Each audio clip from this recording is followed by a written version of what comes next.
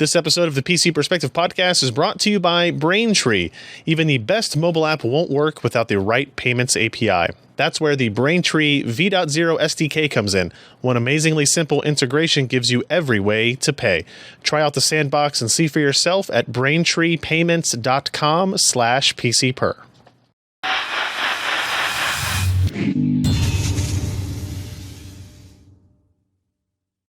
Hey everybody, welcome to the PC Perspective Podcast. This is episode 392, being recorded on March 23rd, 2016. I'm Ryan Schraub. I'm Jeremy Hellstrom. I'm Josh Walrath. And I'm Alan Malventano. And we're back. Alan doesn't have to sit at the computer and hit the buttons anymore or use the mouse. He did very bad button hitting. Did he do bad button hitting? Hey, some of those buttons... I'm going to go to Sebastian, goes to Josh.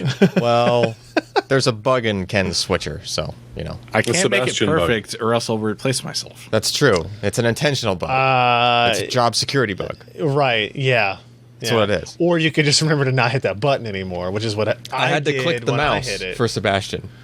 Oh, you couldn't hit Sebastian at all with the button? No, there was no Sebastian button. I think I think there was. I think if you kept going, No. then like Let's two see. more buttons. Sebastian was... Sebastian button Here. was Yeah. Josh. Hey, guess what? I just hit the Sebastian button.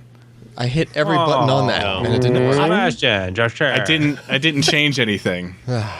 He changed He couldn't find the nothing. power cord either, Ken. It's fine. I know. It's those damn hidden buttons. It's fine. He couldn't find the power cord that is literally still right here. Right there. Right there. It's even got an orange light. Like, the adapter is plugged into an orange light. Yeah, it's like directing my attention. I mean, is the a flip buttons right are numbered 1, 2, 3, 3, 4, 5, 6. What's 1, wrong 2, with that? 3, 3, 4, 5, 6. Yeah. I don't know. So if you're in Leap, Who's number world, 3? It works. Josh. So he's just more important. Yeah. He I'm gets- number 3 twice. Yeah. You get double the pushes, I'm like It's going to 9. hurt after a while. if you know what I mean. Welcome to the show, everybody. We record the show on Wednesday nights, 10 p.m. Eastern, 7 p.m. Pacific, at pcper.com/live. You can come join in the fun about our stuttery mess at the beginning of the show that we fixed because of software changes, whatever. We are recording in both locations here still, right? Oh, yeah. Okay. If you need a gentle reminder about our live streams, we encourage you to go to pcper.com/subscribe, sign up for this mailing list. You get this wonderful webpage right here that basically shows you, our webpage, and then it asks for your name and your email address, and you give us those two things, and then we email you when we do live streams like this one. Or maybe we'll email you when we do a 12-hour live stream, which we did a couple of weeks ago.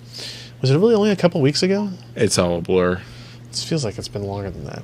We got to play Risk again soon, though. We have to play have and to win. complete a game of Risk. I have to win. Have to start early. Just Yeah. wait until you get Risk VR.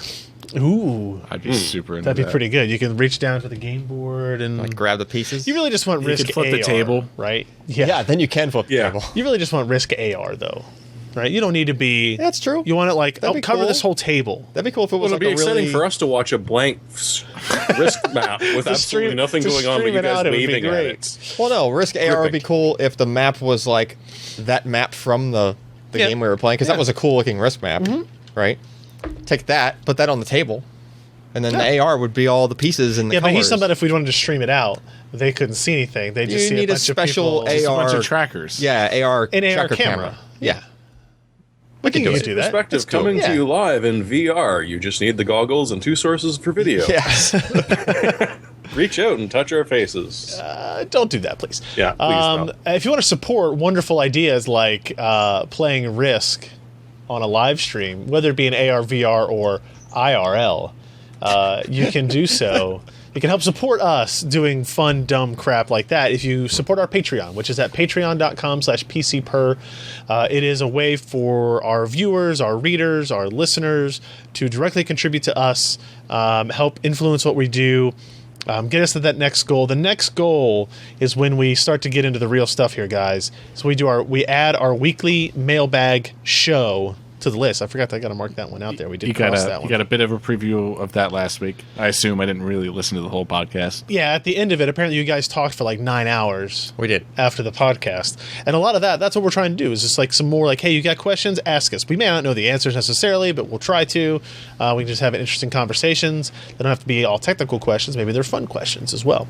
But we there's a lot of cool stuff we want to do like that And so we want to be able to do that directly through you guys. And so if you support us, we appreciate it. Again, patreon.com/PCPer to donate, have a recurring monthly contribution, if you will, to our team. Now, let's get into the stuff that you are helping support, the content. First up, NAND. Hey, one real quick thing. Oh, yeah. If I was throwing this out earlier today, and if you're in Colorado, because I know nobody from Wyoming listens to this, but if you're in Colorado, maybe have up next month. It'll be springtime. Go up to Fort Collins. Ooh. Grab a beverage at like Odell Brewery. Don't you and always tell hang me to out. go play golf at Fort Collins? They've got some golf courses there. No, you're Some just better saying ones at Wyoming in Steamboat. general. Maybe that's where you were telling me to go before. That would be awesome. Like, that's something we haven't really done here either that we should do. But again, it's the same kind of question I have there is how many people are going to come in to that? Show up. You know, I've met enough people in my travels, like when I went to Oklahoma City, and 2 people, you know, saw me and were like, hey, I listen to the podcast, watch a show, do whatever. It might be a decent idea with all of these gadgets we're getting in Yeah. to do something. Yeah, we VR could do stuff? that with the VR stuff. Yeah. We might be able to do something like that. Because that's definitely something. But like, where I would people- love for that to be a thing that occurs. You know, Josh has some people out in Wyoming. And the phone Jeremy call. gets the phone calls in. I know it's not you, Jeremy. Ain't me. Nobody calls Jeremy. No. Jeremy does that up in Vancouver. Whoever lives in Kalamazoo for some reason can come visit Sebastian. Nobody. I mean, Michigan, nobody. right? I mean, you know? No. All right. It's a good idea. I think, Josh, we should pursue that. We should think about this more. Maybe present a formal presentation next week's show. Perhaps, but you know what? If somebody is in Colorado, leave a message on YouTube or email us. Yeah. Let us know, and we can start getting some figures in our head. Comment there on the post. At us on Twitter, so to speak. At us. You can at us on Twitter. All right, so let's get into the content here. We're going to talk with Alan about V-NAND showdowns, which sounds very exciting. It's a showdown. Yeah. Is it like a dance-off? Is it a pants-off dance-off? No. Oh, Although I okay. did disassemble these, so So it's like a SSD off, Pants off, off, dance pants off. off, dance off. I gotcha. Yes. So what are we looking at here? So this is, you labeled this 850 Evo V1 and V2 compared. What are the differences that we're actually looking at here? Okay, so other SSD makers in the past have made different, like, updated a product line with, say, different flash or something. Like, and most of the time they do it, like, silently, and then they're doing it to try to be, like, less expensive for production of the drive. So they're actually, like, cutting more corners later on. Like, this has happened a few times. Okay. And it usually blows up in their face because, you know, they're trying to put less expensive stuff in there. It doesn't perform as well.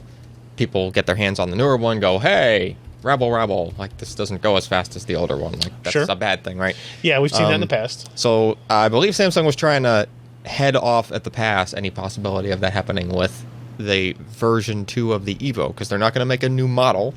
They're just gonna do it. It's just gonna silently be put like- new flash in it, and Yes. you're gonna buy one day, and it'll be that version. It'll just be the newer version. Gotcha. Right? And the idea is they're trying to transition from 32 layer, which is technically V2, V-NAND, because there was 24 layer first that nobody could get in a consumer product. Right. So they went from 32 layer to 48 layer, which is technically V3. So Okay, there's a V3 sure. flash and a V2 drive. Anyway, so we wanted to, just kind of do a reality check, make sure that this flash for some reason isn't causing things to be slower, because you would have half as many 48 layer dies Right. in an Evo as you would 32 layer dies. Even though it's not double the layers. They also made it a little bit Okay. like bigger footprint. So the on die. capacity is. Yeah, so the capacity is Okay. higher, right? So with that, we ran it through some tests, and then like on the second page, you see we just kind of did some. Well, first the disassembly stuff, which you'll notice it's pretty easy to tell which drive has the 48 layers because it has half the number of packages Sure. on it. So that's a 1 terabyte drive on the right side of those Has pictures. it got 2 on the front, 2 on the back? 2 on the front, 2 on the back, Okay. yeah. And so those packages aren't even the maximum they could stack. Because Oh, really? like with the T3, there were 16 dies in a package to get 2 terabytes in 4 packages. This drive also has 4 packages, half the capacity. Gotcha. So potentially they could also make a 2 terabyte, V2 I would Evo. assume they would eventually. It would probably have the same thing, probably Yeah. just stacked more, within each package. So you did like the quick performance. Yeah, look just the here. simple stuff. Atto, pretty much identical. Like copies, like just putting stuff on the SSDs, Yep. right? Like sequential transfers is the first couple of pictures, and it's like the same number of 435, yeah, 435. it's like exactly the same. 435, 435. Gotcha. And then the second 2 was when I was preconditioning the drive with 4K random. So that's when you've kind of scrambled up the lookup table as much as you can. Yeah, but like during that preconditioning, I also took another couple of screenshots. Oh, this was during that. Yeah, Okay, that was during that, and even that was virtually the 350, same speed. 350. Yeah. Gotcha. So, as far as performance, it's pretty much nothing anybody's going to see, probably in practical use, Sure. right? But then I want to dig a little bit deeper, and we do have a tool now that can give us a little bit more of a zoom in on exactly how long IOs are taking and stuff. All and right. that's the Which one of these latency graphs percentile I want to detail? The second one. So the second one is just a zoom in of the first one, because the first one's the whole Right. range. So on that first one, it's a little bit cryptic, but I talk people through on the text that goes along with it in the article. But basically, that blue line at the very front, The light blue. yeah, the light blue, that's the new Evo at Q depth of 1. And It's actually a little bit faster. and it's less latency, right, per IO. Not only that, but if you compare it to the 2 lines that are like kind of mashed over each other there, the Yep. orange, and the light white gray. Yep. Yeah, that's actually the previous generation Evo and the Pro. I put Pro results in here. So a TLC drive is outperforming the MLC, the prior At MLC single Pro drive. at Q depth 1. At Yep. Q depth 1. Okay. And then the yellow line is even further ahead of the green and blue there. Right. And that's Q depth 2. Okay. So the yellow being the new Evo, and then the other 2 being the Oh, Pro. I see. These aren't all QD1. They're QD2, 4. Yeah, and that's 8 as well. kind of I a see, I see. sweep I of gotcha. Q depths there. I gotcha. Okay. And then if you go back to the main article page, Whoops. there was too much overlap in the rights. There it is. There was too much overlap in the rights, so I had to spread them out for like a Q depth for each chart. Right. But the gist of it was the same. You basically had the new Evo and the Pro matched almost identically in performance. Right. And then the older Evo a little bit slower. Right. So it's Okay. like that performance gap you used to have between Evo and Pro kind of goes away, and then I wonder what's going to happen if they later on, the 48 layer would presumably go into the Pro as well, Right. and maybe that would make it even a little bit faster than that. Okay. But again, these are relatively small changes. It's the chances of that being something that you would necessarily feel. I mean, we're talking like if you had a system boot and it loaded a whole bunch of stuff all at the same time, the new one might go like a quarter second or a half a second faster, like in total. You're not talking about a huge change. But the main point to take home here is that nobody can say that drive is slower. Right. Like that they're getting anything less than they used to. And that's what we would expect people to complain about, and so that they can't. That's actually good. Right, to know. right. And we just wanted to make absolutely sure. So we're good there. Cool. Yep. So we don't really. There's no model number difference. There's no indication of which one you're getting. Nope. Is there any out? When you look at the drive itself, can you tell, or do you have to take it apart? No, to it's tell? identical on the outside. Like Yeah. Okay. the That makes actually sense. I'm trying to think of where's that last picture I had. Which one? If you zoom in on the introduction picture, Okay. there's like a digit that's different. Yeah. Yeah. I'm not gonna be able to get that detail on here. So It is. Oh, you can't see that. yeah. Not on this. Oh. Yeah. So there is some small. There is a very small difference in enough. in like the part number, or not even Yeah. the part number. It's like part of the serial number. It's it's It's not important if it's taking this long. no, it's not. It's taking too long. Sorry. So check that out. We've got the full story up on PCPro.com if you want to see the benchmarks and get into more detail about what the latency percentile stuff we were talking about before is. Yep. Let's move on to the magical world of virtual reality. This is the future of everything. By this time next year, you will be watching our podcast in virtual reality. Who says we're not already?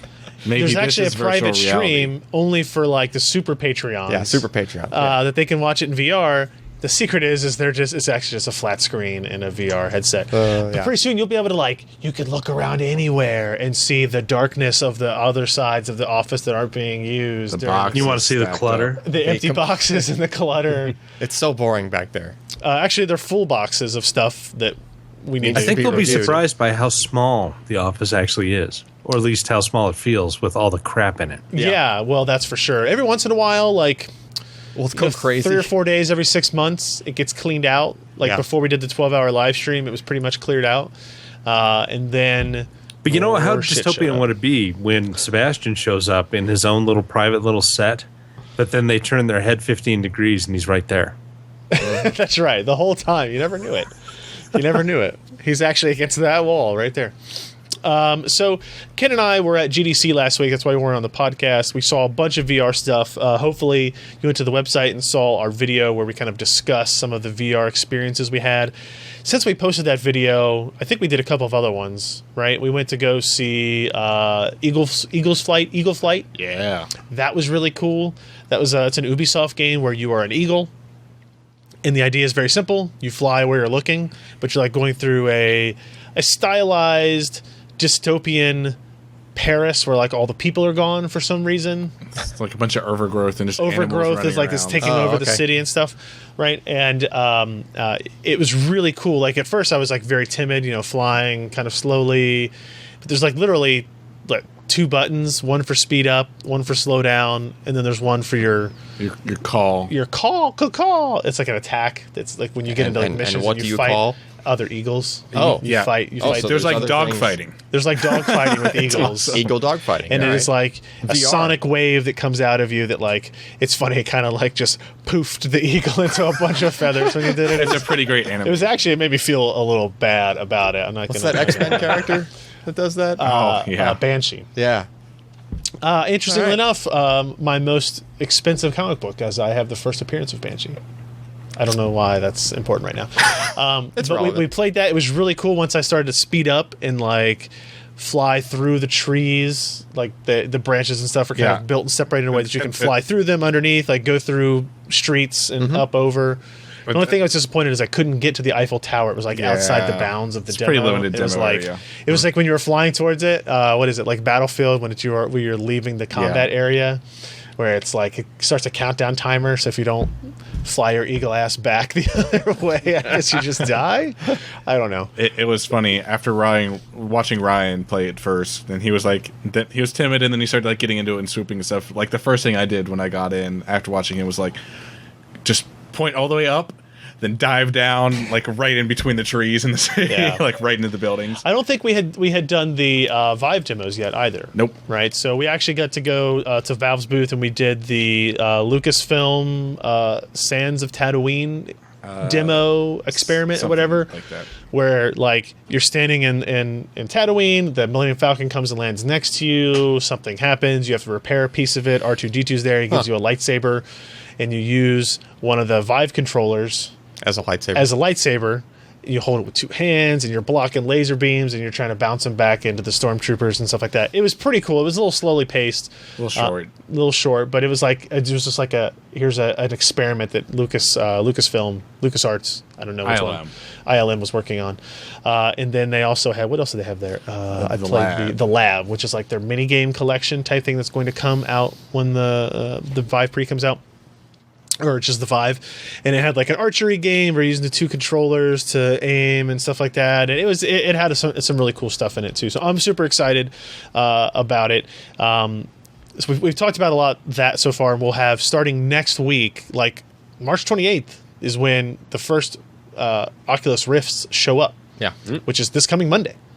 And supposedly I'm supposed to have mine on Monday since I was one of the Kickstarter backers. So we'll have it here in the office on Monday. All right. Boy, productivity is going to tank on Monday. Probably. Yeah. No If joke. we don't, well, we'll need a bucket. Yeah. Get things Maybe ready a for tarp. people who Get aren't some interested. ginger ale and crackers. Just in case. Ginger ale crackers, yeah. Dramamine. Yeah. In preparation for that, we started doing some VR build guides. We have 3 of them planned: a $900, a $1,500, and a $2,500. So far, we have launched the $900 and the $1,500, $2,500 coming out on Friday. So the idea is pretty simple, right? So we wanted to build some systems, do some guides, and actually get in the hardware and build these systems based on these price points, because we wanted to, when we get the hardware in, to hook it all up to it and actually see what the experience is like. Now, I've been working with Mystery Person on Mystery Project, where we've been able to play around with a lot of this stuff already. And the truth is, the $900 VR build that we're showing you here works really, really well. Like, perfectly with all the VR games we've tried so far. I mean, it's still a pretty beefy. Like, what GPU you got So in there? the $900 build is a Core i5 6500 Skylake processor and a GTX 970 superclocked from EVGA. Okay. Then an H170 motherboard, 8 gigs of RAM, 250 gig Evo SSD, that type of stuff. Corsair Spec 01 chassis, $939 as I spec'd it out when I actually wrote that piece. And that kind of meets the minimum specs or the recommended specs from Oculus and HTC for their head units. And it was very obvious after meeting with all the developers at GDC and the hardware guys at GDC that all of those companies really targeted this specific configuration of system, right? A 970 and a quad-core processor for their stuff. So a lot of games in VR aren't going to have image quality settings when they first come out. Okay. And a lot of that is because everybody's so touchy about people having a bad first experience with VR. Yeah, they don't want people to just crank everything up. Right, and that can happen, right? If you're playing Eve Valkyrie or something like that, and you turn stuff up too high on this hardware, you can drop your frame rate dramatically, have a lot of judder and stutter, and Then it does make you nauseous. it was like instantaneous. Like as soon as it happens, you go, oh no, thank you, done. Yeah. And you can turn stuff back to what is default out of the box recommended for that hardware. So we did that $900 build, the $900 build. The $900 price point is interesting because we picked not just a picking a $900 price, but if you remember way back, Palmer Luckey said you'd be able to get into a Rift system for about $1,500, and that's when people first thought, "Oh my God, the Rift is going to be $1,500." But instead, what he meant was the Rift plus a PC that runs the Rift will be about $1,500. So because the Rift is $600. We said, okay, that gives us a $900 budget. Yeah. Let's build a computer on that. And it works. And it works. I mean, and essentially, this is the machine that we saw all of the Oculus demos on at the Oculus Dev Days at GDC. They were only running 970 machines, i5 970 machines. They're only running 970s because they wanted to prove to the media that, like, you don't have to have a $2,000 PC to do this. Right. Because that's a lot of the assumptions. And I saw a lot of tweets and people talking about the fact that, PSVR is such a better deal because you need a $2,000 computer to run any of this, and it's just not the case. We ran the Steam VR performance test on this configuration that we built. We got a score of 7.1, which is rated at high, and if you look here on the spectrum, you can see that it's in the green for ready. Can we show this real fast? Yeah. It's in the green for ready, almost halfway across, so it's definitely in the area of being a high-quality VR experience, right? And obviously with the Oculus, you get all these check marks that say yes. So, less useful, but still there. And the build process was pretty good. It's a decent case. The hardware is fine in terms of, like, putting it all together. No issues. Yeah. And we've got you got your SSD, you got your hard drive in there, all in that price configuration. Everybody's going to have, different opinions. If you wanted to go AMD, you can look at that's the 390 price range, I guess. Yeah. For that, which is also the minimum spec from both of those guys. So there's that option. And then if you have a little bit more money, we went up to the $1,500 build, which now we're just kind of randomly picking numbers, right? And $1,500 seemed like a good round option for you there. And in this one, we made changes in some pretty interesting spots, right? So we increased the GPU performance, we increased the CPU performance, and we increased memory, and we increased SSD. We actually do a lot of stuff here. So we get We go to a 6700K, which is quad-core hyper-threaded processor. We went to 16 gigs of memory. 16 gigs of DDR4 3000, by the way, is only $79 in this system, which is pretty impressive. We show this table here, Ken. The GTX 980 is it's expensive part, but it's a big jump in performance. I'd say like 25% over the 970. We doubled the SSD capacity to 500 gigs. And bump up the power supply a little bit to make room for that graphics card, and then go to a different case, a fractal design define S window. Total price $1,589. And this system is obviously going to be higher performance in all areas. If the 970 ran it, obviously the 980 and company is going to run it, but it's going to give you a little bit more headroom, right? So I believe this is, so it gets a score on the Steam VR performance test of 8.8, listed at very high. You can see where its little marker comes in, almost at the far edge of the spectrum there, so almost as high as it kind of rates there. The system, I really like this case. It's really the first time I've used this case. It came recommended by Sebastian. The building in it was really nice. It makes the cable clutter pretty much non-existent, and kind of handling all of the storage stuff on the back, hard drive and SSD mounting on the back side is pretty nice. No optical drive base though, so keep that in mind, Josh, when you go looking at the cases. That's rough. Yeah, you'd have to use your external drives for all that. I have to use external for a lot of things. I don't know what that means. He likes plugging things into things. So I'm just going to go. And so we'll have the $2,500 build coming out on Friday as you listen to this. So that'll be up soon. And like I said, there's a whole bunch of different options here. Like all these types of stories always have comments about, well, here's my build out. And that's totally cool. Like share your build ideas with people. And some people are saying, hey, save $50 on a motherboard, go with a non-hyper-threaded processor, do something else on your SSD, and maybe you can get 4 to 980 Ti in this budget. And you can do that too. But this was kind of what I thought was a good kind of overall balance to things. So any of you guys comments on either of these builds? Can't wait to play Valkyrie on something. Yeah, I know. You don't care what system it is. Alan hasn't tried any of this modern stuff, so it'll be really interesting on Monday. Did you even try any of the VR? I think he tried a DK2. I played around with the development kit with like the one with the few demos with like that freaking silly ride on the. That was a long time ago. Oh god, that was roller coaster. Awful demo. No, the one on the rotating. Oh yeah, pole. Yeah. We had the DK2 hooked up at some point when he was here. Yeah. Okay. But I only played around with it for like maybe 20 minutes. Yeah, it's totally different now. It really is. It's probably gonna make me want to buy it. Well, I got good news. You can't get it till July anyway, so it doesn't matter. That's true. That's true. That will help you. Okay. All right, let's take a quick break here, guys. We're going to thank today's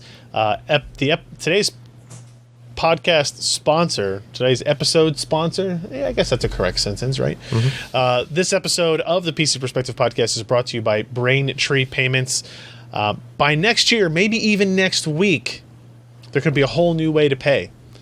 It's probably not going to be rocks, guys. It's probably going to be electronic based. Just to let you know, maybe it will be the next Bitcoin. It could be the next Apple Pay, or maybe even a combination of both. Fortunately for you guys, Braintree's full stack payment platform is easily adaptable to whatever the future holds, so you can adapt easily to it as well. Accept anything from pounds to PayPal. I like that, actually. From pounds to PayPal to that next big innovation from any device with just one integration. And when that new payment method comes out, all you have to do is update a few lines of code. No late nights, no complicated recoding. No stress about staying ahead of the curve. Braintree Payments is here to help. You can learn more about this, guys, at braintreepayments.com/PCPer. Braintreepayments.com/PCPer. Essentially what Braintree is, it's simple, secure payments code you can integrate into your app or website very quickly, very easily. If you don't have time, you can basically call them and they'll walk you through it or actually do the integration for you.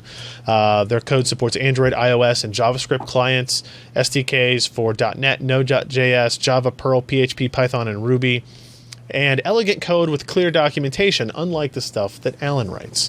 So, braintreepayments.com/PCPer to get your details on that. And we thank Braintree for their support of the PC Perspective podcast. And after talking about Braintrees, let's talk about hard drives. Sorry, I didn't really That's have a one. bad here, guys. segue. Western Digital Red, 8 terabytes. So we were up to 6 terabytes before today. We were. Right, now we're up to 8 terabytes. But this is not just a capacity increase. This is actually the first appearance of what in a consumer drive? HelioSeal. HelioSeal. That sounds like a made-up thing. It's not. It's a way to seal in helium. It's not a really high-talking seal? Yes. HelioSeal. Holier than thou seal. Helio. HelioSeal. As you can tell from looking at the pictures and I think page 2, it's pretty much. Well, let's see. Is there anything we're skipping over on page 1? Not really. No. You look on page 2. It's pretty much looks like it's the same kind of HelioSeal thing as the HGST. But to be fair, we've never talked about that before. Well, we've talked about it. We've never reviewed it. Yeah, we didn't have a them. review of it, right? Yeah, So we didn't have them in front of us. in this right? photo, the picture on the left is a 6 terabyte red, Yep. a known quantity drive. On Yep. the right is the HGST helium-filled 8 terabyte drive. Correct. And in the middle is the Western Digital 8 terabyte red helium-filled And it's drive. almost like you borrowed the label from the red and stuck it. Right. Yeah, but look at the casing. Yeah, in the middle housing. on the right. Yes, the housing looks identical, and then if you flip over to the back, Oh. it's the PCB looks the same, and then if you take the PCBs off, the chips on the PCB look the same, and it's basically I'm sensing some real real hints merge here. Yeah, there's some clues. So the idea here is that the West, as you might know, Western Digital basically is like merged or acquired HGST, right? And they're now to the point in their acquisition thing, because there's like regulations they've been following, right? Because this happened a couple of years ago. Yeah. But they're now to the point where they're allowed to merge their technologies. Their IP and whatnot. Their IP, yeah. So it kind of makes sense, like if there's already a part of your company that makes an 8 terabyte drive, even though it's an enterprise one, maybe you can rework the firmware on it and do some tweaks Sure. and make it more of a, more of a consumer drive, Yeah. and try to see, some ways to try to get the price down or whatnot, right? And that's what they're doing here. So, where are you at on the pictures? I'm here. I'm past all the Helio seals. It's past all the Helio seals. Okay, so So the helium part is interesting because it does what? It reduces friction inside the device. yeah, helium's less dense, right? Lets the heads fly a little closer to the disk, I believe. Also lets you, like, it's one of the things that lets you get to higher capacities easier. Okay. Not necessarily Not a as much requirement. turbulence around the head readers, so they can Yep. be more accurate. Yep, air's not as dense, so you're not worried about turbulence. Not worried about heads bouncing off of the platters. Does that mean you can put the bits closer together because you have better Yeah, it's accuracy at the head? yeah. reading, I mean, right? anything that can contribute to better accuracy translates to higher capacity in the end, right? All right, so looking at like the results here. Yeah. What we got performance-wise? It pretty much, it's no real surprises. Like if you look at 4 terabytes versus 6 versus 8 for the Red series, it's pretty much a linear, kind of jumping up at the Yeah. same rate. Yeah, I mean, sequential transfers, seems to pretty much climb like as you might expect. So it's nothing groundbreaking, right? Sure. Realize this is spinning at 5,400 RPM, which all Reds spin at, right. whereas the HE8 spins at 7,200 RPM. The Enterprise version The Enterprise of this, yes. drive, right? Which the original version of what this Okay. is now, right? On the fall copy test, we saw some kind of an added bonus. This drive has 128 meg of cache, which is twice as much as the previous Reds. Right. And I think between that and just some of the firmware stuff that's probably holding over from the HE8. Yeah. Significant changes there. Yeah, there's a couple of significant changes for like the larger. Yeah, 10 at 1,000, 10 files at a gig, for example, is showing 134 seconds for the Yep. file copy instead of 217 seconds. Yeah, and you'll notice file that, copy. that time is actually almost as fast as the those 2 drives there that are the lowest, like the lowest time, best performing. The WD Red Pro. That's the Red Pro and the WD Black. both of which spin at 7,200 RPM. Okay. So, we saw Higher this a lot. density, better cache, equates to better performance in this case. Yeah, Interestingly, yeah. more We saw this a lot where you might expect, it's spinning 33% slower. Everything's probably going to be like slower than you might expect, Right. compared to 72. But because of like I think the firmware tuning and the way that they're handling their cache, it's kind of catching up a lot. Nagus would like to know if we can overclock the RPMs. You can more on that in a few minutes. Actually, is there a motherboard option to no. higher RPM? No, there's not a higher RPM. The hard drive option. Now you can open it up and spin it faster with your finger. Yeah, it's like just keep it going, spinning plates. Literally, I guess. So if you look at the iometer stuff, probably like just the first or the second. Like, yep. You'll notice that bright white line there, kind of right in the middle of the pack. Mm-hmm. That's the new drive. It's the top of all of the 400 RPM spinning drives in those iometer results, and in some cases it gets pretty close to the dark red line, which is the 4 terabyte black. Mm-hmm. So a little bit lower platter density, right? And it's quite a bit, but it's still spinning faster. Yeah. And yet it's still getting caught up to by a 5400 RPM drive. So pretty cool there. Yeah. Next is latency percentile. So just go to the next page. So this is interesting. It's the first time we're doing like a close look using latency percentile results of a hard drive. Yeah, we've done SSDs in the past. Yeah, we've done a bunch of SSDs. So if you look at these, the first one, yeah, you got the first one pulled up. So first one, I did the same kind of thing I did in that last review where I have QDepth 1 and like a few other QDepths, and I'm comparing 3 different products. So I'm comparing the HE8, which is first in this because it's going to be the faster drive. It's basically the faster spinning version. The first graph here? Yeah, first graph. Right, so you got that blue line is the HE8, and then you got both of the versions of the reds kind of clustered right next to each other. So the blue line is the enterprise drive. Yep, which is spinning faster. The white gray-ish line and the orange that are kind of right next to it. Yep. And then if you look at the yellow and then the next two after that, kind of the same deal. But if you look at where the load starts to increase on the drive and you get to QDepth 8 and QDepth 32, you'll notice that the line between the two kind of starts getting closer to the front runner. In other words, that line in the middle of each of those is the red, 8 terabyte red. Yeah. So as you put more load on it, presumably because of just, more recent firmware tuning, or maybe Western Digital put some secret sauce into the firmware or something like that, they're managing to get it to operate closer to how the HE8 operates. Right. Which is cool, right? So that's good. And that's for random reads.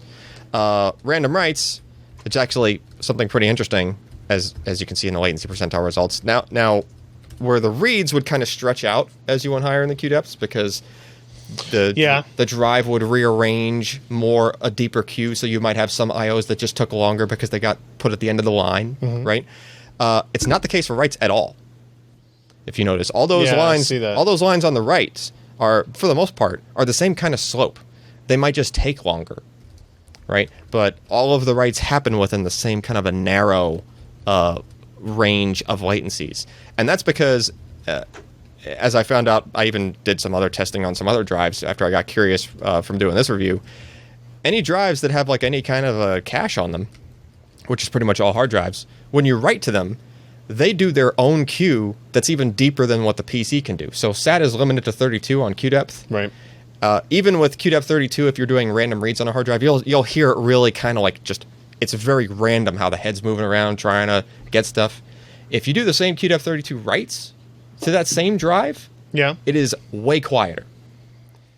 Because what happens is all those IOs are being rearranged and sorted into a much bigger queue because they're going into the cache, the memory. On the hard drive itself. On the hard drive itself, right? Yeah. So the hard drive itself can do like probably 2 or 3 times that queue depth. And if you have such a large queue, basically the head isn't even so much random anymore. It's basically just kind of stepping across and sweeping all from like front to back and then back to front across the drive. Like really, like within like a second or two, every second or two, it kind of spans from the front of disk to the end of the disk and back, right? Gotcha. So the end result is that the latency that the host sees, that the PC sees, doesn't vary very much because all it ever is doing is writing to memory on the hard drive. Yeah. And then if the queue is full... The hard drive is responsible for actually getting it to the drive itself. Yeah. And then the reason that those lines shift over to the right as you go, like deeper queue depths, is that it just takes, like the queue is backed up. Now the host has to wait X amount of time every time it wants to give it something. Right? So... kind of interesting there. And we did see, related to this graph specifically, at QDepth 1 and 2, we saw some improvements on the 8 terabyte red over the 6 terabyte red. So that orange line versus the white line, and then the medium blue versus the green. Like it's kind of sloped a little bit. This one. It's a little bit more of a sloped line, but the key is that the top point of it is at the same place. In other words, the maximum latency it sees doesn't get any longer, but the shortest latency it sees at the bottom is actually shorter. So it's like able to, the average would actually improve in those cases. And you can even tell by looking on the right on the legend, the actual IOs per second, which is part of the legend data. You can see that like the 8 terabyte red actually gets, like 20, 30 more IOs per second. It's funny seeing IOPS in hundreds. Yeah, it's only in hundreds. We're not going to see 100 hard drives instead of SSDs here. Yeah, you got to realize that these are just hard disks, and they do have to move a thing to a place every time it wants to get you something. So interesting there. And then we also did power consumption, which is at the bottom of that same page. First, I just gave people what the actual direct measurements were, but then I compensated for capacity. Right. Which is important because if you actually care about doing math for this, you're probably using more, you're probably filling an array. If you care about power consumption of a hard drive, it's because you are going to use many hard drives. You're trying to get a specific capacity. Well, there's two cases. A person might just want to have one in their system and know how much power that thing takes, maybe. But yeah, more likely you care about it if you're putting a bunch in an array. And in almost every test, the 8 terabyte red beat out the other drives when you compensate for capacity. So that's cool, right? What's it cost? So I don't have an official MSRP. What was it selling for on this? I didn't ask but for it was MSRP. selling for like what can I buy it was for? going for like $333 on Amazon, which was 4.1 cents a gig. Yep. Now it's $339 on Amazon. Gotcha. Is it $339 right now? I'm looking at it right now. Okay. And Boy, that radically changes the price per gig. now, yeah, I'm gonna have to recalculate It's a that. rounding error. Now it matches the cost per gig of the 6 terabyte model right now. Yeah. And I almost feel like that's just I think Amazon and other resellers right now just started off by doing cost per gig math because I think it should have been cheaper. But I think they're going, well, we can't make a cheaper cost per gig than the 6 terabyte model, and we should just at least match it. And I think they just kind of raised their prices a little bit. It'll shift every day for a while. Yeah, I think it's going to settle down to at least, or at most 300, maybe even a little bit less. That'd be good. I think that's where it's going to end up settling out. So if I'm buying if I'm filling 5 drives for an array, Sure. and I have, I guess, a lot of money because you need $1,500 to fill. Well, it's a lot all of terabytes. 5 with these. Yeah. But does it just make sense to get as many 8 terabytes as you can now, as opposed to buying 6s or 4s or 2s? You mean fewer 8 terabytes that you would need More to give you the same capacity in the array? Yes. Is that what you mean? Yes. Yeah, because like it just gives you more leeway in the future yeah, to get. No, it does give you more headroom. right. Well, I mean, Literally. well, that true. Yeah. Your data will tend to be closer to the front of the disk, which is faster, that kind of thing. Not only that, but if you're going to add disks to the array later, do you want to worry about... It's like that RAM issue. You get a PC that has 8 gig of RAM, all the slots are filled. Right. You want 16 gig of RAM, what do you got to do? You're basically throwing away RAM. You have to replace it, right? Right. Same applies to the hard drives. If you want to add later, you'd like to just be able to buy like another 8 terabyte and toss it in, versus like, oh, now I got 6s. So even if you can't afford to do what this is, which is filling up 8 drives with 8 terabyte hard drives, an 8-bay Drobo. Yes. We show this photo here. 64 terabyte Drobo. Yeah. Maybe you get 3 of those to start out with. Yeah. And then you would have you add even with you redundancy, need capacity, with one drive redundancy. One drive you're doing RAID 5. Yep. And you got 16 terabytes of storage. Yeah. You add another one, you're doing RAID 5 still, you get what? 24. 24. Oh, still only using one drive as parity? Yeah. Well, I mean, you could change it, but with the Drobo, you can actually change it on the fly either way. That's true. That's right? true. Like, you can turn double parity on, and then, like, if you run out of space and you're like, well, I feel like maybe I'll risk it, you can turn double parity off, and you'll get another drive worth of space back. Yeah. That's not so with, like, regular So that's RAID. cool. Yeah. Yeah, it's good stuff. I just like the idea that it's a sealed thing, right? These are hard drives that are sealed. You don't have to worry about the possibility of whatever can get into that. I don't know if hole. I ever did care. If you were making a mineral oil PC, you could actually put this in there. Ken wanted to know if the helium But it comes would out float the to the top. Does the helium come out the SATA port? I don't know. I can try to blow and see Just if I try can. to suck Get in the Suck on on it. it really hard and Yeah. say something. Oh boy! Yeah. So interesting tangent to this is maybe if you wanted one of these drives today, you could maybe get it a little bit cheaper. This actually came from I was working on the review, and then you looked on. You're like, hey, this other one's like $250. Yeah, the You know. external variant, the 8 terabyte MyBook Yep. from Western Digital, the single disc MyBook Yes. that is 8 terabytes, it was $249. It still is. So it's still, and it has one hard drive in it. Yeah. And Western Digital has not released an 8 terabyte consumer drive at all yet until Correct. this. So our assumption was, why would they sell 8 terabyte Western Digital Reds bare bones for $333 or $340 on Amazon? Yeah. But they'd be $250. No, but in you an see, external that's wrong drive. there because they'd actually buy the drives from Seagate. Yeah. And they'd put them in their Western Digital enclosures. And Turns out that's not correct profit. either. We knew that probably wouldn't be the case. They're shingle drives. It's fine. So not only was there that, and you had this kind of price difference, but there was also the fact that you found it on Best Buy for in-store pickup. Ken found it at Best Buy. It was for Yeah. sale today for $250. for Yeah. sale yesterday. For sale yesterday. And so I'm about to hit publish on the review, and there's already a thing with the drive that potentially had Well, the drive in it. We think it did. Some Western Digital 8 terabyte drive, right? So Sebastian actually went to Best Buy and picked up one of these units for us. Yep. And he started ripping it apart, as you do. Uh-huh. And this is what he found inside. This oddly white-labeled WD 8 terabyte desktop drive for MyBook. Specifically branded for that device. But see, then I look- printed that out on my laser, on my Yeah, inkjet yeah. printer for Western Digital. I've been doing that. But then look at the model number of that drive. I don't want to. Western Digital hard drive model numbers are usually WD, and then two numbers that correspond to the capacity, 80 for this one, for the 8 terabyte, right? So there is a model number on that, and it is not WD. Right. It does not start with WD. But so if you look underneath the sticker, there's another plain white sticker. Yeah. And then if you Double look, wrapped for your protection. if you look under that sticker, you see another sticker. And that sticker looks That an looks awful familiar. lot here, Ken. So looks now an there's awful an lot HGST. this drive right here. If the So camera will when blind it out. Sebastian ripped that off, did the drive said, I would have gotten away with it if it wasn't for you darn kids? And you're pissed he spud You had to pull that second label back, didn't you? You just had So to. we did a quick perf check. Alan with his drive here, and Sebastian with his drive out in Kalamazoo. Yeah. And the performance is where you would expect it to be. It's pretty much close to Pretty identical. much the same, yeah. I do like, by the way, that on these graphs, it's 8001 lowercase g, uppercase b in the capacities yeah, for the yeah. drives. I don't know why.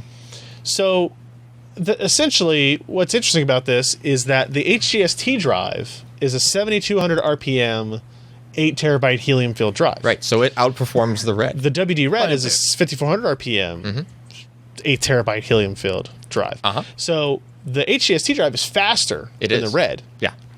And as of today, depending on which model, which actual drive you get, Yeah. you could buy a MyBook 8 terabyte for $249, take it apart, and have a hard drive that sells on Amazon for $440 or something like that. That's the true. HGST drive sells for $440. That's what an HE8 sells for.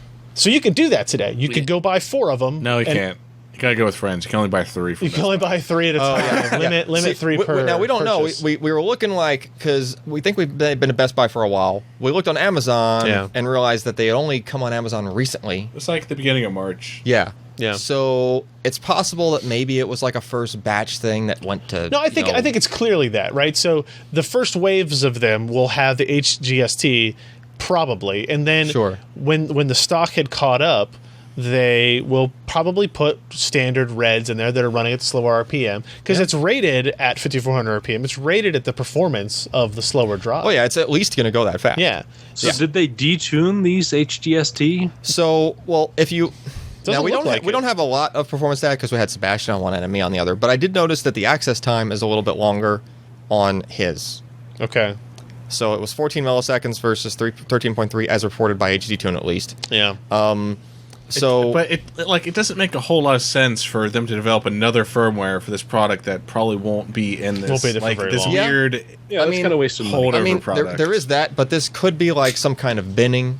Like maybe the seek time couldn't be that fast and have it be accurate or something for some of the HE8s, and so they just bin them down. In other words, you have to realize that, don't think you're going to go to Best Buy and buy 8 of these and have actual 100% identical to HE8 drives. You know what I don't know. I think they might be maybe different. not, but I think it'd be close enough for most people. Oh, yeah. I think the bigger concern is eventually you're going to buy one of these for $250, rip open the casing, and it's not going to be the HGST model. It will be a different drive that runs at 5400, and so you have to worry about that. Yep. But what's the perf difference between the two drives? It's pretty small. Right? But keep in mind that even if you bought one that was a standard WD Red instead of the HGST HE8, it's still 250 versus 330. Yeah. So you're still technically would be getting it for less than they're selling them today. It's just, are you getting it a discount from 330 or are you getting a discount from 440? That's true. Right? Yeah. So as long as we've seen this before where the external version is the same or lower price than the internal version of a drive, and it just drives me nuts. Yeah. I think part of it is they just they don't want somebody, especially for a high capacity model like this, they don't want somebody looking at a box on a shelf in a store and just balking at the number of dollars, right? Because it's kind of a high number, right? You talking about the external drive? Yeah. I mean, what if it was the same people would do that to an internal drive? I guess. I mean, to me, it just doesn't make any sense. But there are business reasons, obviously, that it happens. Business. Also, business. when you do this, you have no warranty on the drive anymore. Yeah, that's true too. That is a big thing. Yeah, that's true. You won't have a warranty. If the drive dies in 6 months, you won't be able to send it back. Yeah.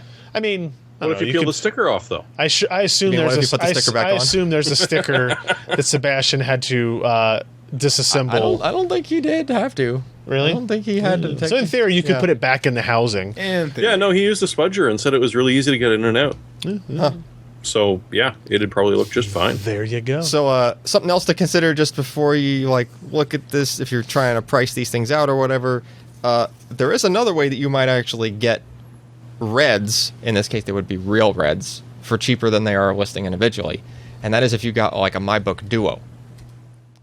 And MyBook Duos, I believe it's at least Duos and some of the other models, their branding specifically says that they have reds in them, it's on the box. Okay. And not only that, but those the user can pop open the lid and change drives. Right. It's meant to be user drive replaceable. Right. Okay. So they would kind of get crapped on if they put something else in there and that was said, the box says there's reds in here, right? That's true. And we saw those. I think, Ken, did you find those for 600? Right? Yeah, you can buy the 16 terabyte MyBook Duo for $600 right now. So if you get that, you're saving $70 or 80 or whatever. Yeah. If you're looking for two, right? $100 at that point because they're going for like 340. I wonder if they have the right? HGSTs in them. So you're saving close to $100 and you're getting a RAID capable dual drive external enclosure. Right.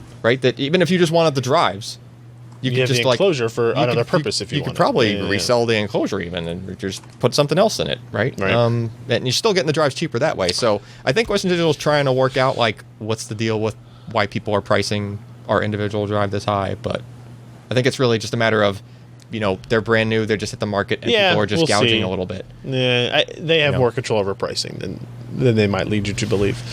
So that was our interesting day with hard drives. Real quick, Sebastian posted a review of the CRYORIG, not CRYORIG. CRYORIG? I'm going to go with CRYORIG C7 ultra compact CPU cooler. So this is one of these guys, 47 millimeters tall, footprint close in size to that of an Intel stock cooler. There it is with the micrometer showing you the total size with the fan. So what is it? 90 100 watt TDP. Yeah, that's pretty impressive for the small stature, if you will, of the chassis. I actually think I like the design, the way the heat pipes kind of go through the fins, and they're kind of perforated out of it. I don't know. Installation seemed easy, at least for Sebastian, maybe not for me. Performance, yeah. So it's just got studs that go straight through, and it's got nuts on the other end that you just screw down. That's as simple as it gets. Good for small form factor PCs if you've got mini ITX builds that you're looking for a cooler. What did this one cost? What did let's see. There's noise, fairly low noise levels. $29, $29.99. That's pretty good. It's the same price as the Cooler Master Hyper 212 Evo that I use. It is way, way, way taller than this. Would not work in the same system, obviously. But Sebastian notes weaknesses, none at this price. So there you go. And I kind of like the white fan and styling on it as well. So that's the CRYORIG C7 Ultra Compact CPU cooler. I guess that's where we'll end it. Okay, we got a couple of news items here before we get to our picks of the week. We haven't. Alan and I have really much talked the whole time, so I'm going to make Jeremy tell me about the Logitech. No, not Jeremy. No. I'm sort of back. You're here. I hear you, Sort of. Jeremy. I didn't know we'd lost you. He's fuzzy, but he's here. Did we lose Josh too? Yeah. Skype did a thing. Skype did a thing with a thing. Skyped. Oh, hold on. Volume check. Uh-oh. All right, Josh, are you there? I'm here. What happened? There we go. I don't know. You sound fantastic to me. It's because his thank video's you. not running. Oh, that's true. I got a nice John Deere ad where Josh is supposed to be. All right. When I think Josh, I think John Deere. In reality. Well, yes. Green, yellow behind the ears, Rugged. chomps on a lot of grass. Yeah. It's not how fast you mow. It's how well you mow fast. It's how wide your deck is. That's yeah. It's the width. It's the girth of your more deck. done in less time. It is. It's the girth of your deck about Yep. how you mow. Like a soup can. Jeremy, why don't you tell me about? Can you tell me anything about these new Logitech Orion G610 keyboards at all? Oh yeah, they're brought to you in the helps of the company, which is now known as Cherry Americas LLC, because they changed their name for some reason today. Nice. But as you might guess from the names, it comes in an MX Brown and an MX Red type switch. And they sort of opted for a little bit less expensive. These guys go for about 120, which is pretty decent for a mechanical keyboard right now. Yeah. And it's because it's got a white LED back. These aren't RGB keys. Mm-hmm. So while you can still individually adjust the brightness on every single one of the keys, Oh, really? Okay. you're not going to get the white show that you might want. Then again, I'm of the opinion of I can't imagine why I would really want that. But if you do, you do. Enjoy it. Yep. Apart from that, they're the full 10 key models. They seem to have jumped on this new bandwagon where nobody ships wrist rests with their keyboards anymore. Like the last couple that I've seen review, there was no wrist rest. And usually, like in my case, I'm glad it comes with one and I immediately throw it out because I don't want one. There's a lot of people that do and that aren't going to go out there and buy their own little funky little gel one. So if that's a really big thing to you, this might be a little bit of a bad thing.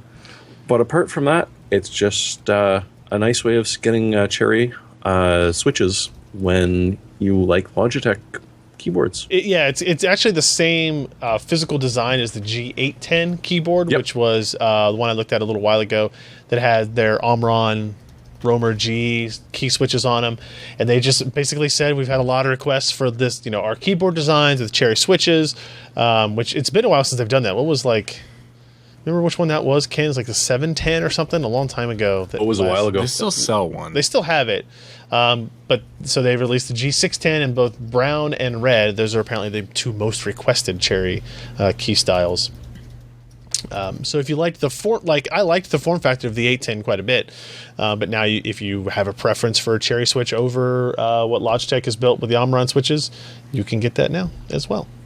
So that's that. That's all we have to say. This was an interesting little news story. I'm curious what your opinion is on this, Josh. So we talked about our VR builds that we were discussing a little bit ago, and kind of like their minimum requirements of being a GTX 970 or an R9 290/390. apparently Valve is targeting lower price systems and GPUs for VR. At a talk at GDC, a person from Valve, whose name I'm looking for here, Alex Vlakos, sorry, has other plans that might enable graphics cards as far back as 2012 to work in Valve's VR ecosystem.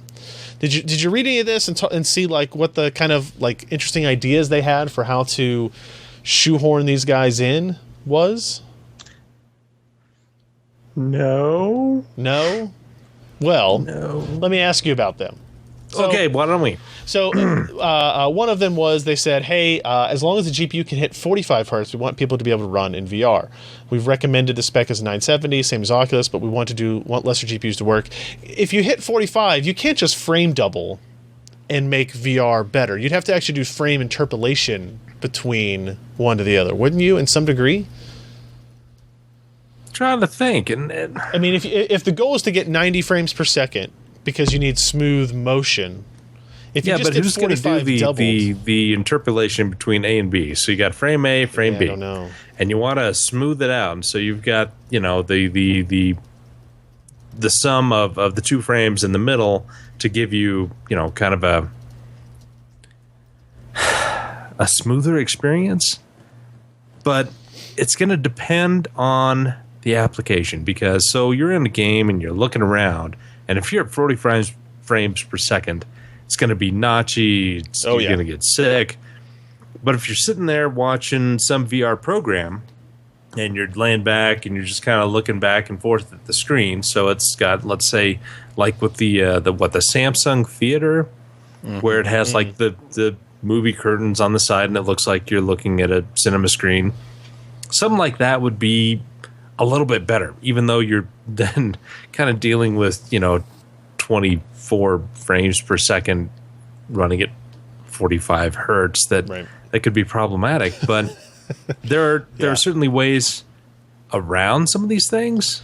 So what about he mentions adaptive quality, which is something we first saw mentioned when Steam VR that Steam VR performance test came out. The idea of adaptive quality would allow a game to lower the image quality dynamically based on hardware performance, but might also include something called fixed foveated rendering. So dynamic quality is an interesting idea, or adaptive quality is an interesting idea. Well, and that's not really new, because say for instance, Dirt Rally, it was designed for PC, runs well on there. It's got really good looking graphics. They put it on PS4. It runs at 60 hertz at 1080. But on the Xbox One, it can't do that. It has to drop down to 900p to be able to keep your 60 hertz. So I wonder if that's kind of what they're planning on here, is that you're going to get some real chunk downs in quality to be able to keep performance up there. And does Dirt Rally do that kind of like in real time, like as the game is playing? Okay. Yep. There are certain parts that, I mean, as soon as it hits a point in frames per second, it'll drop down to 900p versus a full 1080. The slide that they show for adaptive quality examples, right? Not something they've actually implemented, is pretty interesting, right? So they show like quality levels up and down, where the default level of 0 is 1512 by 1680. That's a normal resolution. Well, for VR, it's it might be, but they talk about hey, if you decide that you need to step down 2 steps, you're going to go to 0.81 resolution scale, and if you go down 4 steps, you're going down to 0.65 resolution scale, but also radial density masking, which I don't know what that is enabled. What would radial density masking be? Kind of just rendering in the middle of the screen and fading out more. Maybe that's just a different name for it, I guess. But you could also go the other way, right? So I guess I don't know what complication there is in integrating kind of a dynamic render resolution in a game engine. I'm guessing that a lot of modern ones kind of have support for that in there. And then they do upsampling, downsampling, to the actual resolution of the screen. We saw that with Battlefield 4, right? In Battlefield 4 settings, you can set a render resolution at 100% or 150 or 200% or whatever. You can actually go down as well. And so it's rendering internally at a different resolution than it's actually displaying on the screen. I mean, that seems like an easy way to do that. Maybe not an easy way, but a way to do that. And then they also mentioned the fixed foveated rendering, which is where only the center of the image is rendered at a maximum detail, while the surrounding image runs at lower quality, theory bearing that you are only focused on the center of the screen anyway. How long do you think we're going to hear the term foveated rendering until we actually see it? I don't think very long. Really? Because we've been hearing it for quite a while. It's like people keep thinking of like, oh no, foveated rendering will fix a lot of this stuff. Yeah. It'll make it way less compute intensive. So he mentions fixed foveated rendering, which is the non-dynamic, center of the screen rendered high res, fade out from there. And that was actually a discussion I had with somebody at GDC as well about that tech, and he was referring to the eye tracking based foveated rendering, right? Where a camera inside a head unit is actually looking at your eyes, sees where you're looking, and wherever you're looking gets rendered at a higher resolution, and everything in the periphery gets down rendered. But that obviously has to be, it's very expensive to do quickly in real time, and then you really have to be game fast engine at to do that. that as Also well. makes sense though, because that's mostly how the eyes work. Is we've got very limited high def vision. Yeah, but that kind of offsets the savings and performance that you're getting with There is that. the foveated rendering, because you start switching around your eye at re-rendering 15 everything all the times a time. second. It's not really off-screen rendering, is it? Yeah, Yeah, it's grim. I would imagine that the trade-off has to be valuable for them, because I think that's the direction they're going, right, is variable foveated rendering. And you could get like extreme levels of detail in the middle where you want it or need it. Yeah. Yeah, but every time, in that case, every time you move your eye, you would essentially have to re-render the screen. You have to re-render the entire scene, but because you have to render a different area. Sure, the content's already in the frame buffer, but like the textures and all the data and the geometry can exist in memory, but not be rendered at the same resolution, right? So it'd be like applying 100% to the center and 70% to everywhere around it. As long as you can do that quickly, like the transition, at least, I don't see why it would be a big hiccup rendering wise. Josh, do you disagree? It depends on the software, because how well that is running is going to depend on how it can change kind of the focus on the scene, and that's going to be a lot of different memory accesses. It's almost going back to the bilinear, trilinear type stuff where you've got maps of any texture, but you're thinking this entire scene versus a texture. So I've got to have, are you going to pre-render these higher definition areas and save that in memory? And then it's just, I couldn't tell you. It's a lot of questions in there. And it's unless you have a really clever algorithm, it seems tougher to have a roaming focus in a scene rather than trying to keep that focus right in the middle. I think they have time to figure that part out, because the cost of a inward-facing camera on an HMD that does accurate eye tracking very quickly is still VR, further man. away. We're talking in the 50,000 range for some of that stuff. Star VR, man. No. They claim it. Hey, what about those guys that, on the MSI laptop? So that was Tobii, Tobii, and they had a camera that either sits on top of your monitor or on the bottom of your laptop screen, and it worked really well. I don't know if it's fast enough for dynamic resolution rendering, but it worked But quick if it's enough for me to faster use. than Doom, not Doom, but Rage, Sure. No. Yeah. when switching to a different area. I would imagine having this occur in a VR headset would be much more disconcerting if where you look takes a split second to render into full resolution. That's where you're going to need a bucket on Monday. That could be a problem. But either way, so it's interesting to see some of these ideas. It's similar to like what NVIDIA's multi-res shading is. They introduced with their VRWorks, GameWorks VR, whatever stuff they call it, where it's rendering the center of the image at a different resolution, then it kind of warps the outside to lower the effective resolution there. But the Valve developer doing this talk says that he could run the Aperture VR experience thing that they did a while back on a 680 without dropping frames at a lower quality, and for me that's enough of a proof of concept. So they're definitely going down that direction, which I think will be good, right? all those methods. Absolutely, because it widens out your user base. Hey, I can do VR with my 5-year-old, 3-year-old computer without having to, go into your $900, $1,500 PC perspective VR builds and get something that's really beefy. Don't listen to this, David Hewlett. Don't use older products. Just be happy with what you got. I mean, there's another added benefit. What's that? You have more money to spend on Steam. Well, that's true for them, yeah. But that's probably what they're looking at is, we don't just want to sell you the hardware. We need to sell you the software too. And so if we can get it acceptable. Their main, point. Yeah. What were you going to say, Ken? By the time they implement this, though, it's a $600 headset. By the time people who are buying this stuff are on the fast track, it probably won't get substantially cheaper in the next couple of years. It'll probably stay around the same. The headsets, you mean? Yeah. The HMDs will probably say $400 to $600, probably. Maybe. In that range. I don't really know how many people this benefits. Buying a $500 add-on. That's true. When you have a 680 seems a bit lopsided. My only concern from it was I hope. So people were kind of complaining and concerned, and I understand the part about, hey, you have to upgrade your PC to support VR. You have to have a 970. It's a significant performance increase over minimum specs for a lot of other games. I was kind of looking forward to the hard cut. Hey, this is where we're starting.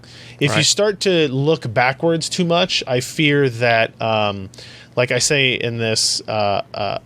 Vlacho said in his talk that, quote, most art we're seeing in VR isn't as dense as other PC titles, right? So it's saying that because it's a lot of artistic design that goes into VR in order to minimize the GPU workload, right? That's a thing that people are already doing today. If we start to encompass older products, older systems, older hardware, it will extend that necessity for developers to remain in we have to do something artistic or change our design philosophy because we have to encompass older hardware.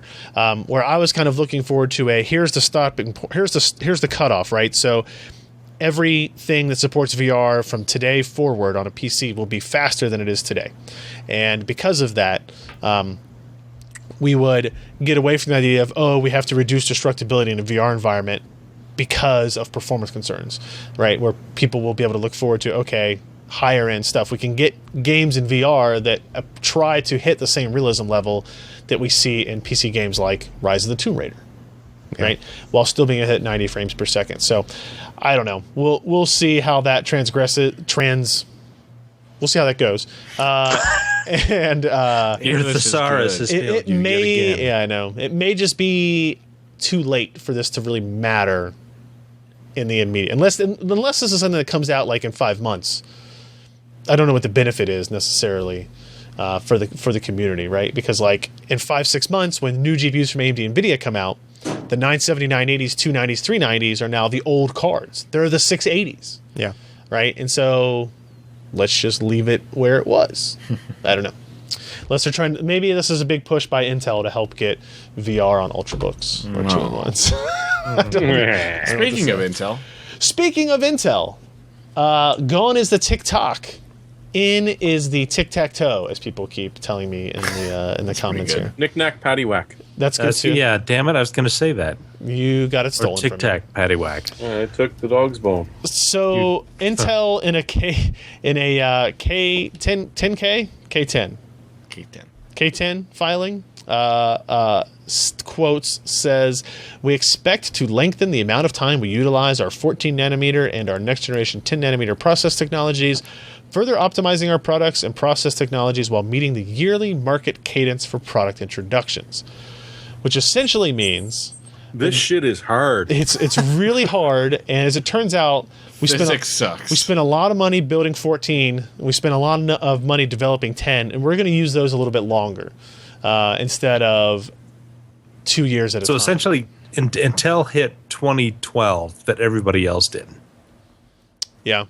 So you had 28 nanometer, then it was released, it was the hot new thing for graphics. And, AMD had their 32 nanometer PDSOI. Mm-hmm. And, we stayed with those technologies for a long long time. So what do you until think- they throw billions out to Yeah. make this stuff work? Billions. So what that do you nobody think? else has. So essentially, what this means is the cadences we have had of like, hey, TikTok. Sandy Bridge, then Ivy Bridge, then Yeah. Haswell, then Broadwell, then Skylake, then nothing. We'll go to Cabby Lake, right?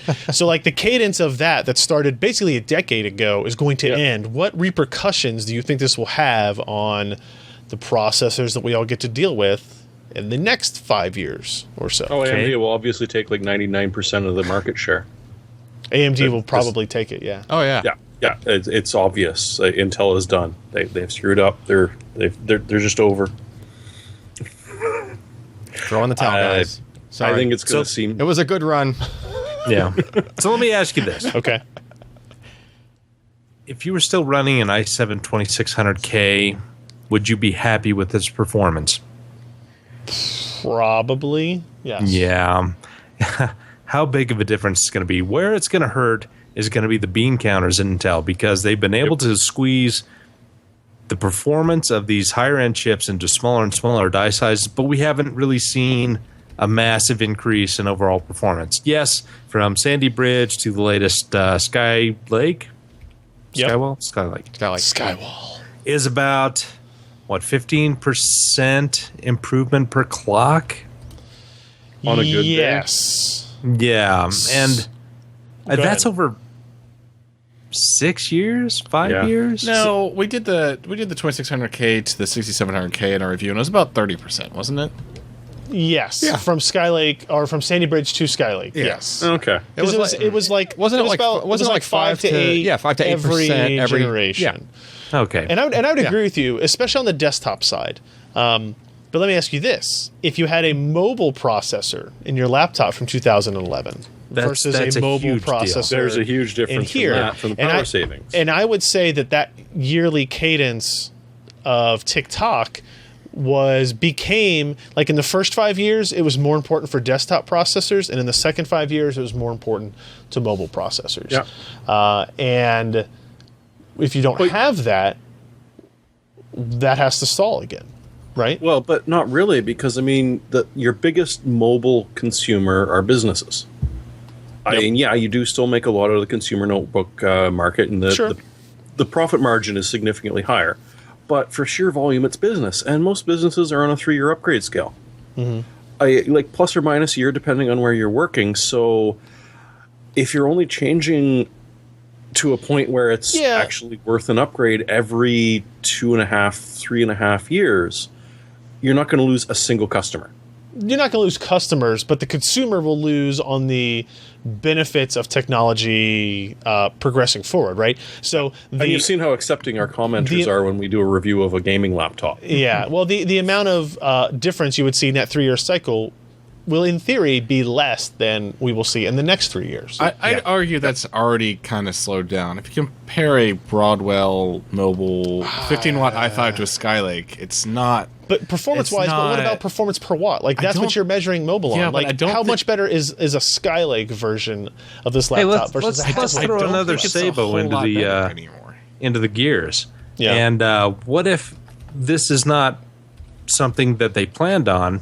I don't but think it just is. the physics of the process technology that they couldn't increase performance, but they could increase the efficiency. And so they're like, well, let's put our focus over here because be that's fair, where the physics. Yeah, no, is gonna take us. I don't think this is a business-only decision. There's probably a business segment of it, but I think a lot of the decision is on, like technologically, this is how much we would have to spend 50% more to get beyond 10 than we took to get 10 than we took to get to 14, right? Right. And so it makes no financial sense to push it, especially when your competition in the market is minimal, right? So what benefit does it have for them to spend 50% more on process technology development yeah. unless they know they're going to see or they need to do it from a competitive standpoint? Oh, they're milking it dry because again, if we take a look back at the pre K6 K7 years and what Intel's roadmap was there, Yep. it was extremely conservative. extremely conservative. And that's kind of what we've seen because they have no real competition. I mean, I hate to say this, AMD, but you've been playing second fiddle and decreasing your market share for the past 6 years. Sure. 7 years. Yeah. And, until we see Zen, we have no idea what a little different thinking can do to motivate Intel to do something interesting again, like what Pentium 4 to Core 2. Mm-hmm. Mm-hmm. But yeah, competition is wonderful, and we haven't had it. Do we not think that given another generation with the same architecture for once, that Intel will be able to find substantial improvements? Because right now, with the tick-tock cadence, it's sort of, okay, we got 2 generations on this architecture. One of them's going to be a process shrink. Let's just kind of, it's probably not the most optimized it can be, right? Okay. Because they're on this 12-month cadence, and they only have 24 months on a given architecture, and they're going to get substantial improvements because one of them is a process node shrink. Do we think, sort of how Maxwell was backported to 28 nanometers, and they found, in Maxwell V2, they found the efficiency and everything. Yeah. I mean, sure, that's possible. They just have to work harder at the architecture side because they don't have the process side to depend on. Yeah, maybe. Okay, so let's throw this other thing out. So if Intel keeps with, this kind of tick-tock, except they're expended out years, what are all these other engineers going to be doing instead of redesigning these products? It's like, we're going to lay some of you guys off because it doesn't make any sense for you guys to do nothing. Yeah. And here's AMD is like, hey, we could use some really good processor engineers. Yeah, I don't know about that. I don't know. I don't know about that. Sabbaticals sound nice. A cup of technology. Yeah. I don't know. I don't think it's going to be. I don't think it's going to be a dramatic hindrance to it. It's disappointing, but you can kind of see the writing on the wall. We saw the Cabby Lake rumors. We have talked about this. Yeah, and multiple times. Moore's law is it's broken. 18 months. Yeah, that's out the window a long time ago. What's Intel going to do? And we, I remember 8 months ago we were talking about this, and I think we all kind of came to the consensus things are lengthening out. Right. And so now they're making it official. Yeah, yeah. And as soon as we saw Cabby Lake rumors, that's really where it all came from, right? So, okay. I was looking for a power consumption number that I don't think I'm going to be able to get. I was looking for let's see, early 2015. That's Broadwell. 2013 XPS 13. No. No. No. What's the one I have? Would be 2015? Yeah. Early 2015? Yeah. Yeah, this battery test, I don't know how much I trust it, but it's identical between both machines. I have both pieces of hardware. I can run that test myself. They're not equivalent specs.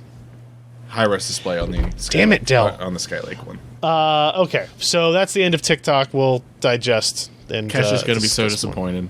Yeah, she is going to be disappointed. You've been saving up for that joke? No. No? All right, let's get into our hardware software picks of the week, guys.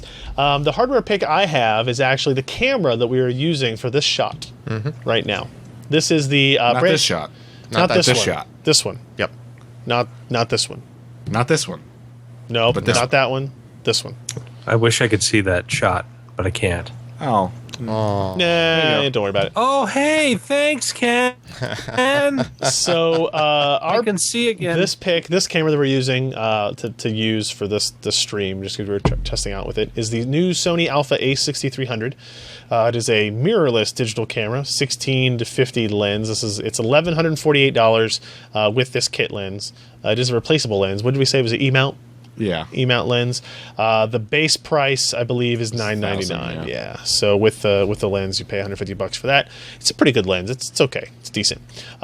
So what's interesting about this camera is that it is a 4K video. It's a 24.2 megapixel sensor. World's fastest autofocus speed, which is nice. It's quite fast. It is very fast. Internal 4K 30 and 1080p 120 recording. And it's very similar in capability to the A7S II, right? A7S II, which is about $3,000 camera, right? And so I was very intrigued because we liked the A7S II a lot in terms of its video quality when we took it to CES. It's low light capability. But that price. This is a third of the price. What can we get for this? And it's really, really good. There's some caveats to it, like mounting it to a tripod is kind of cumbersome. Like it's not built to be a professional camera. Yeah. Right. And that they did that on purpose. It's supposed to be a consumer level camera. Like the memory card is in its dumb spot. It's in the battery bay.